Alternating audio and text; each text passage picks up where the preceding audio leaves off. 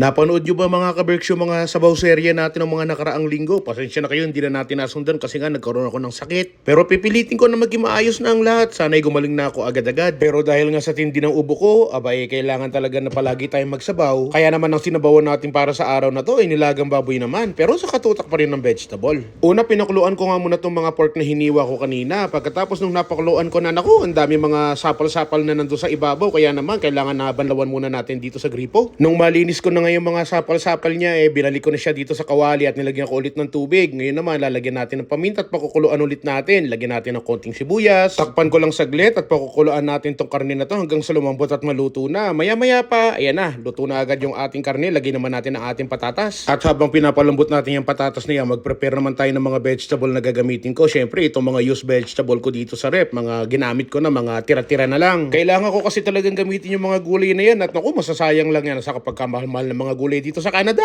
Ibinabad ko na muna saglit yung mga gulay na yan sa tubig at tignan na rin natin tong ating pinapakulong patatas. Nung chinek ko kanina na malambot na yung mga patatas, tinimplahan ko na ngayon ng patis at saka ng mga seasoning. Kung anong gusto nyong ilagay, betchin o magic sarap o kahit na anong pampalasa, bahala na kayo dyan, di ba? Nung makumpleto na natin ang sangkap, saka malambot ng ating karne, inilagay na natin ngayon yung mga vegetable natin. Mukhang masarap tumamaya kasi sa katutak ang gulay. Alam nyo, minsan pag wala akong mailagay na gulay, talaga natatapat yung aking nilaga na walang gulay. Ang ginagawa ko, nagbubukas ako ng dilata na langka, yung hilaw na langka na nasa lata. Masarap din kasi yung sa nilaga. Luto yun ng mga Ilonggo, natutunan ko yung sa kanila. O baka naman taasan nyo na naman ako ng kilay, bakit ganyan yung nilaga ni Chris Cusinero? Yan lang yung vegetable na available ko dito sa rep. Di ba nga, kailangan na magtipid tayo. Aba, unang araw pa lang ng 2026, baka naman sobrang gastos mo na. Aba, magtipid-tipid naman muna tayo ngayon. Basta ako masasabi ko lang, ox na itong aking sinabawan para sa araw na to. Siguradong pagpapawisan ako nito. Ang wish ko nga para sa ating mga kaberks para sa taong 2026, sana lahat ng mga pangarap nyo, lahat ng mga dasal nyo, lahat ng mga gusto nyo makamit nyo ngayong taon. Basta samahan nyo ng tiyaga, samahan nyo ng dasal, sigurado na makakamit nyo rin yung mga pangarap nyo na yan. Basta lang, make sure na kumikilos ka para marating mo yung mga gusto mong marating. Hindi ka makakapunta kung saan ka pupunta, kung nakaupo ka lang, nakahilata ka lang, yung puwet mo nandyan lang sa sofa at nanonood ka lang ng TV. Kaberks, 2026 na, alam mo na ang gagawin mo. Kilos na tayo para sa mga pangarap natin, sa mga gusto natin makamit para sa buhay natin. Magandang araw po, Chris Cusinero po, ang inyong kapamilya, kapuso, katropa, kabarkada at kaberks. O mga kaberks, huwag nyo kalimutan na mag-follow kay Chris Cusinero.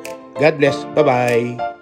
Ano man ang hamon ng buhay, palagi ka lang sumabay. Piliin mo laging sumaya, kay Chris Cusinero panalo ka. Di lang pagluto at sa kusina, sa adventure ay kasama. Sa lugar na kakaiba, halika na, kay Chris Cusinero na. Halika na't sumama ka.